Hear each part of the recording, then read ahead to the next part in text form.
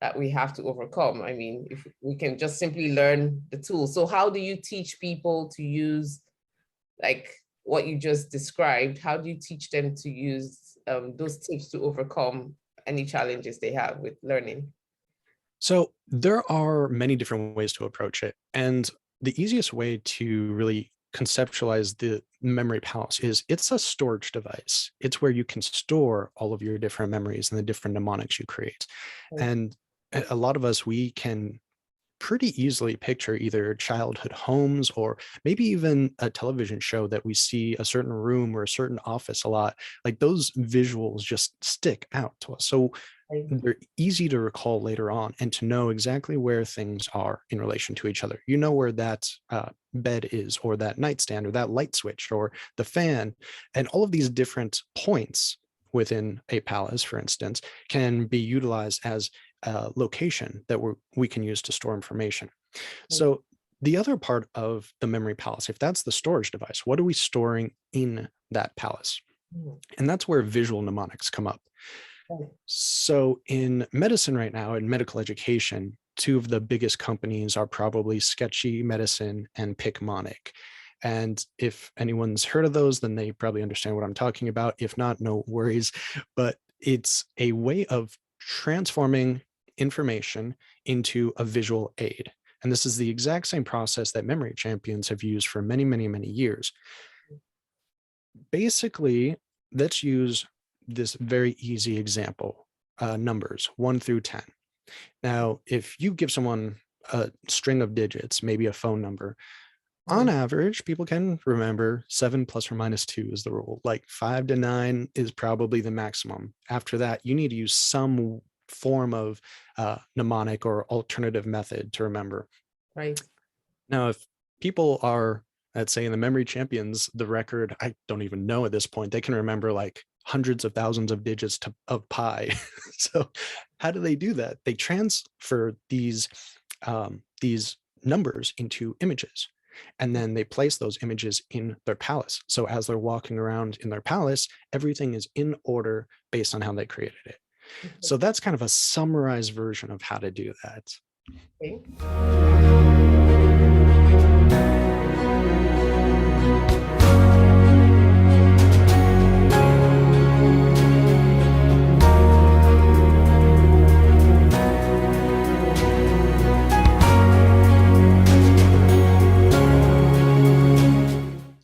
Hello, friends, and welcome to another episode of Brain Power TV with Dr. Echo.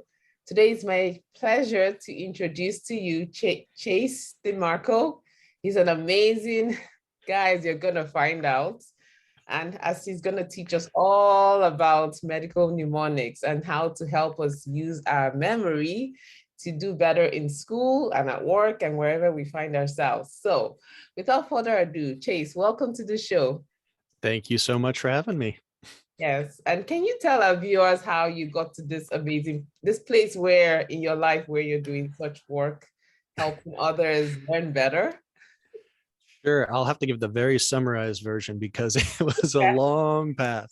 But I would say a lot of it started around med school when, all through previous undergrad and high school, I didn't really struggle through school that much. I never really had great, strong reading comprehension skills. It would always take me a lot longer to read than a lot of my peers. But I was able to compensate for those deficiencies to some degree until med school. And when you are there, it's not necessarily that the classes are that difficult or the content is that complex. Some parts are for sure, but a lot of it is really just thinking through the process, but also having it explained in a way that you understand things. And that didn't really happen too much at my school. So I didn't really realize how much of a learning deficiency I had until trying to study for the boards, and just the quantity of material and the depth you need to know for every aspect of it really made me start wondering, like, why am I struggling so much with this? So I started exploring alternative ways of teaching myself the material. And I actually was diagnosed later in life with dyslexia, so that explains some of the learning disabilities I had. But because that didn't happen sooner. I almost failed step one the first time. I didn't have a lot of these extra tips and tricks and strategies for learning under my belt at the time. And so I started looking just in the library when I was studying. I would walk through different categories or different bookshelves and came across some books on speed reading. First off, thought, this sounds kind of fishy, but long story short, I read that, and that led me into mnemonics, mostly visual mnemonics. These are really impressive and creative visual designs that you create for yourself just in your mind. And then that just led to a whole bunch of other mnemonic devices that I'd never heard of before, and the memory championships that I didn't know existed before, and investigating all the techniques that they use. So it's been an interesting and kind of fun journey so far. Right. Wow. That's amazing. But that's wonderful that you didn't just give up and just sit there and say, oh, it's over, I can't do this. But you actually got up and you went to find a solution, and here you are helping others. That's like the best thing ever, isn't it? At least that's what I think. Yeah, I definitely had a lot of classmates that have given up over the years, but when you put in that much time and effort, you really don't want to just throw that away, the time, the money, everything. So and it's hard to shift to a new way of thinking and learning, but sometimes that's the only option you have if the other ways aren't working for you. Yes, absolutely. So I can't wait to dig into this conversation today, because we're gonna learn about how our memory works and things that can help you, like practical ideas and tips to help your child and you learn better. So can you tell us what the memory palace is and how it can be used? Sure. So the memory palace goes by a few different names. Some people call it a mind palace, some call it the method of loci, and basically that means location-based memory technique. So memory palace sounds really cool and interesting. So a lot of people use that one. But it's really just any location. And this can be a fictional location or a real location. If you can visualize it when you close your eyes, you can use this as a memory palace. So any house you've ever lived in, friends and family's homes, a place that you've worked at, an old school campus, library, even outside, different parks that you might walk through, or if you go jogging through the neighborhood, you can use all of these locations. And the reason it's such a powerful technique is because, one, it's visual, which is much better than for memory than like text-based or auditory. And the other is location-based. Those are two of the strongest aspects of human memory. We're good at detecting where things are in relation to each other and then being able to visualize it. So using these two main general principles of the memory, we can then create a quote unquote palace that we can store information in later on. And that goes into some of the other techniques that can be used in conjunction with this. Wow. So you just highlighted two important things. It's that our memory uses location and we use familiar places to, which I mean, I guess location, but we use familiar places to help us create memories.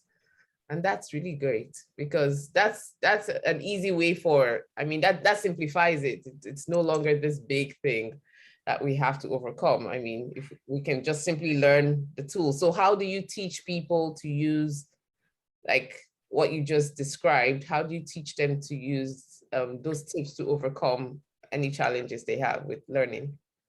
So there are many different ways to approach it. And the easiest way to really conceptualize the memory palace is it's a storage device. It's where you can store all of your different memories and the different mnemonics you create. And a lot of us, we can pretty easily picture either childhood homes or maybe even a television show that we see a certain room or a certain office a lot. Like those visuals just stick out to us. So they're easy to recall later on and to know exactly where things are in relation to each other. You know where that bed is, or that nightstand, or that light switch, or the fan, and all of these different points within a palace, for instance, can be utilized as a location that we can use to store information.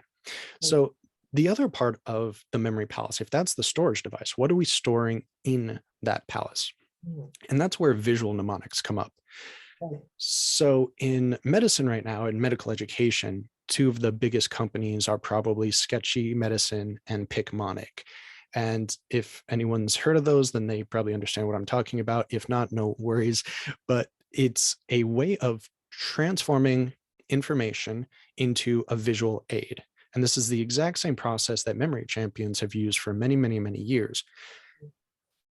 Basically, let's use this very easy example, numbers 1 through 10.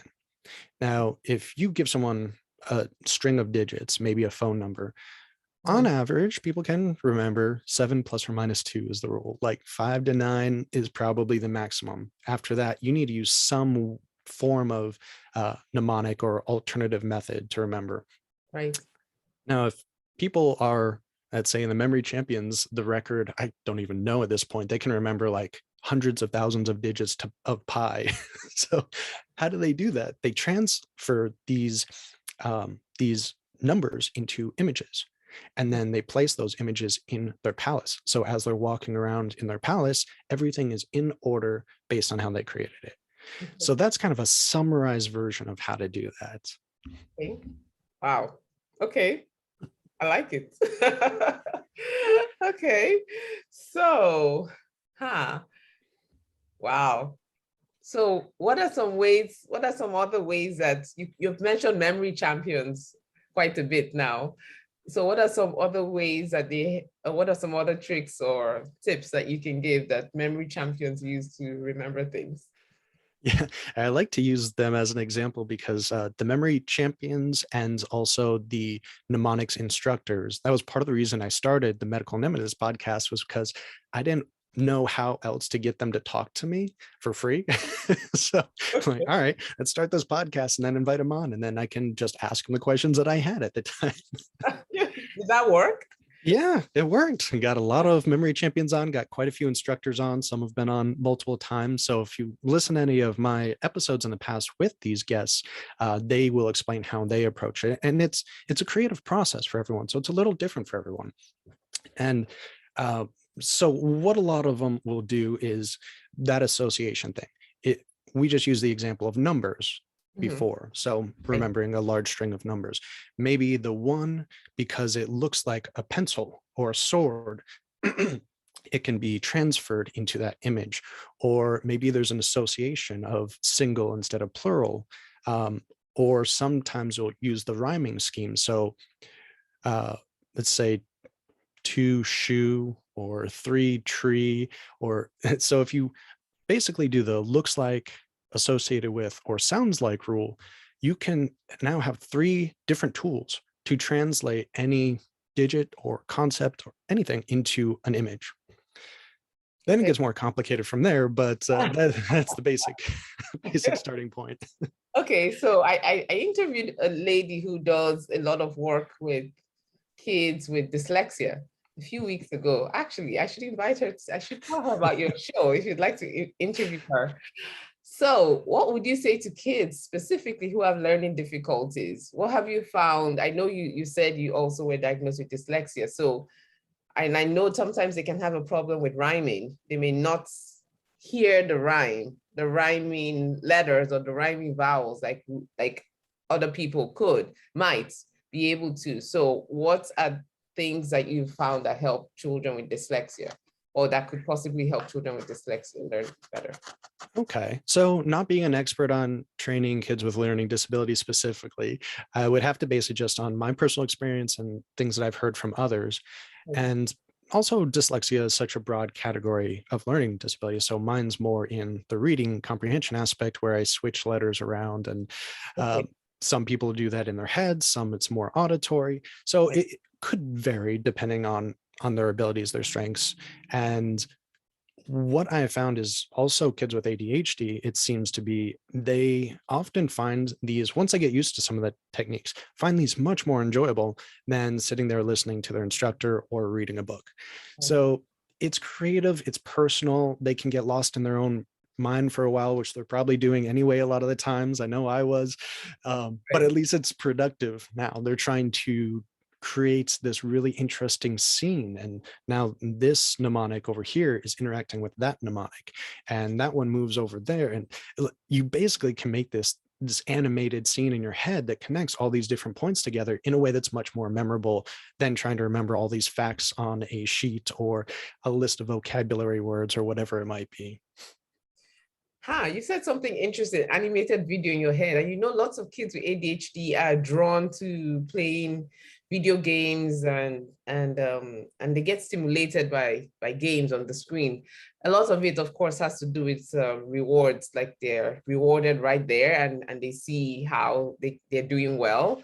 Well, yeah, that's an interesting thing. If we can teach kids how to, and I put it in that form to them, hey, we're going to teach you how to create videos in your head versus, hey, come learn these words, Yeah, because they're already drawn to it. So that just popped in my head.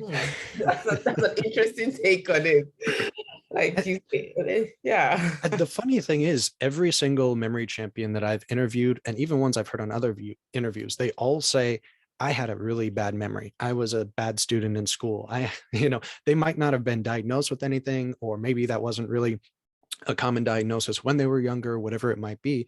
And they become memory champions. So it does show, at least in my opinion, that these techniques are not only useful for anyone, but maybe even more useful for those with different learning disabilities. Yeah, I agree for sure. Just listening to you talk about them, like, yeah.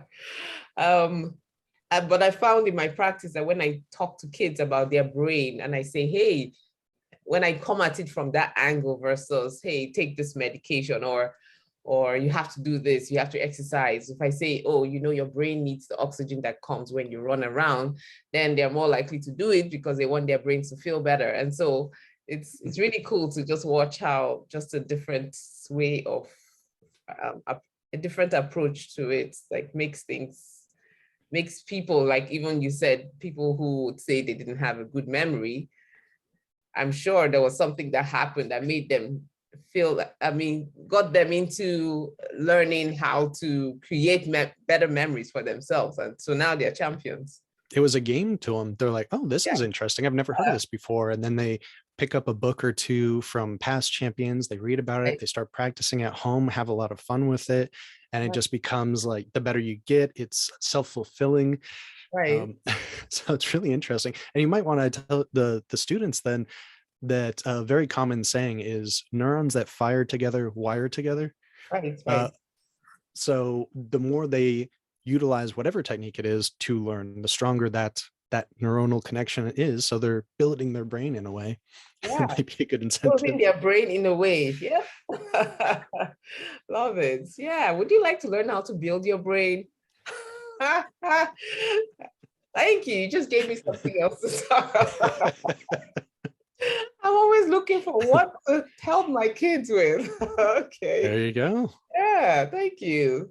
So can you share with us some other evidence-based learning strategies that you know?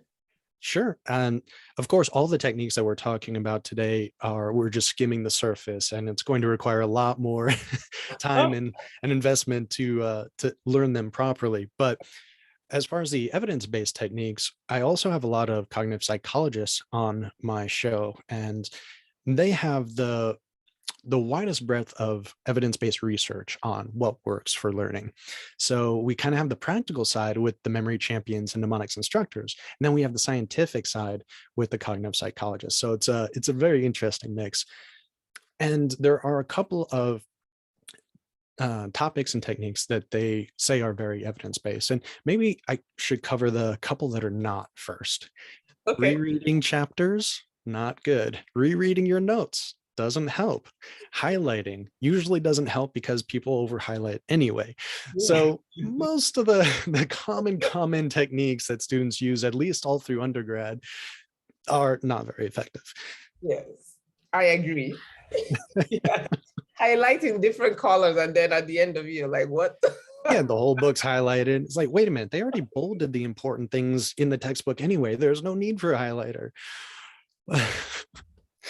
But there are a few that are evidence-based. And one of the most common ones we use, especially in medicine, is spaced repetition. So it's kind of combining two different techniques. The spacing effect, where you study something multiple times over a span of time instead of just cramming all at once. But then the repetition or spaced rehearsal aspect is you're not, again, you're not like rereading the chapter or rereading your notes. That's very passive, because what your brain does when you go through there is, oh, I recognize that, I must know it. Oh, I recognize that, I know that too. But then when it comes time to take a test, you don't have those notes in front of you. No, you recognized the material. You didn't actually learn it fully. You can't rehearse it without a prompt, without some sort of indicator for it. So the space rehearsal, space repetition aspect really tries to eliminate or limit the passive learning and use more active learning strategies. So that could be maybe flashcards. For instance, we use those a lot in med school because there's so many topics to cover, but you can't flip over the card until you have an answer. So it's not, giving you an answer, or just speaking out loud to a friend, to a family member, to your pet, to the wall, doesn't really matter. As long as you can say it out loud, then you know material well enough. And if you discover that you're not even able to explain it to a wall, then you're probably not going to be able to answer it on the next test that you have. So yeah, if you teach it, if you can teach it, you know it, right? Right. So teach it to the wall. They don't criticize you if you mess up. Right. Oh, And yeah. besides, I'm sorry. No, go ahead. Besides spaced repetition, there's a couple others, but they're a little bit more difficult to implement depending on the material and the instructor or the learner. Concrete examples is a great one. So if there's an instructor giving concrete examples when they're explaining a concept, it's much better than just kind of explaining the process without giving a real world example. You can also use dual coding, which has, in my opinion, some similarities to the mnemonics. And it's where you're pairing up either concepts or words with maybe images or maybe with a song, or you're utilizing multiple types of media and sensory input to, again, kind of to wire together. So you're wiring those neurons with multiple different pathways. So if one's congested one day, then you have an alternative route to go. Right. So can you give an example of that? Just so there. Sure. It depends on the topic, but let's say if you're trying to explain how the lungs work to a child, well, they've probably never seen a lung, or maybe if they have, it's a little cartoon depiction of one. But explaining like negative pressure to a kid would probably be difficult. It probably would to most high school kids these days. So maybe you could take a balloon, put it inside a 2-liter bottle, and with a cut off the bottom of the bottle, maybe stick something there like a paper bag. When you pull the paper bag down, it's now going to fill up the balloon inside of the bottle. So it's creating that negative pressure.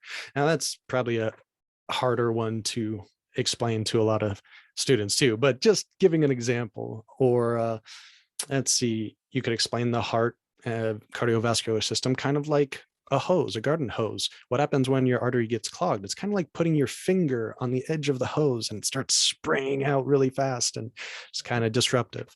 So those are kind of examples of concrete examples. Okay, nice, nice, nice. Wow, wonderful. So can you tell us, if people are interested in learning more about what you do, where can they find you? Besides looking up my name anywhere, any social media or Google, I actually just rebranded my old website, and it's now called meded.university. So that currently has materials that I've created over the years, blog posts, books, podcasts, but we're also accepting other clinical education, medical education materials on there. So pretty soon it's going to be hopefully a really nice source for everyone to go and learn anything from the basics to really advanced medical topics. Right. Yay. I know. I still need to send you my course. So Chase asked me to do a course of foster care, which I'm so passionate about. If you haven't heard me talk about it, which I probably haven't, but I will very soon. So yeah, that's wonderful. So on there, they can find out about all your podcasts and everything. So that's great. So and maybe now you have all this. Now we've just talked about kids, right? So maybe you're gonna do some stuff for kids. That would be great. Yeah, I wonder where that could fit in. I'll have to think about it. Yeah, no, I mean, even the learning strategies. I mean, kids are really struggling a lot these days, and True. lots of kids are either undiagnosed or not or they're diagnosed, but still they need the help to overcome. I mean, the way education is just like across the board, and as you well know, not everybody learns the same way. So yeah. Yep, there's a lot to do. Thing for kids. Thank you in advance. Yeah, actually, that reminds me. One of my past guests, his name is Nelson Dellis, and if you go on like Amazon, I'm sure, maybe Google, and type in Nelson Dellis, probably Nelson Dellis, world record memory holder or something along those lines. He came out with a book for kids to teach them mnemonics. And I always forget about that because I don't have kids yet, but that might be a good resource for the audience to check out. Okay, thank you. Yeah, we'll put that in the description. So yes, anything to help our parents and kids. So yeah, wow. So any last tips you would give a kid who says, hey Chase, so give me one thing I can use tomorrow at school to help me learn better? What would you say? Well, I don't know about tomorrow because these things take time, but learning is a slow, gradual process, small steps. But that's why cramming doesn't really work too well. But I would definitely say to look into these techniques, to start learning some of them, because the earlier you learn them, the easier it is to. It's sort of like I would attribute it anyway to being similar to learning extra languages when you're a kid versus an adult.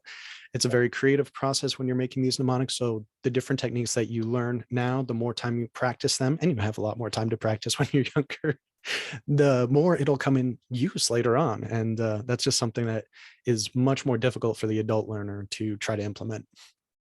Yes, and that they should see learning as a way to build their brains. And it's not just a boring thing. Exactly. Start building the tools now so you can have a stronger brain. Yeah, I agree. And yeah, so that's for kids. So what would you say to the parents? Teach them how to do this stuff. Go find some good resources and start encouraging them, provide them with the support they need to build these tools early on, and it'll help them immensely later. Yes, I absolutely agree. And it's not too late for you parents, because we can all strengthen our brains and strengthen the neurons that we have and help them fire better when we link things together. So wow, thank you so much. This has been so good. And I'm gonna go look up some mnemonics because I am still learning, so I need help, all the help I can get. So listen to my podcast. Yes, exactly. There you go. Yes. So thank you so much, Chase, for your time. It's such a pleasure to have you on. I hope you come back again. It was a pleasure. Thanks again. Okay. And so to our listeners, thank you again for spending your Saturday morning with us. And I'll see you on the next episode. Have a wonderful week ahead. Okay, bye.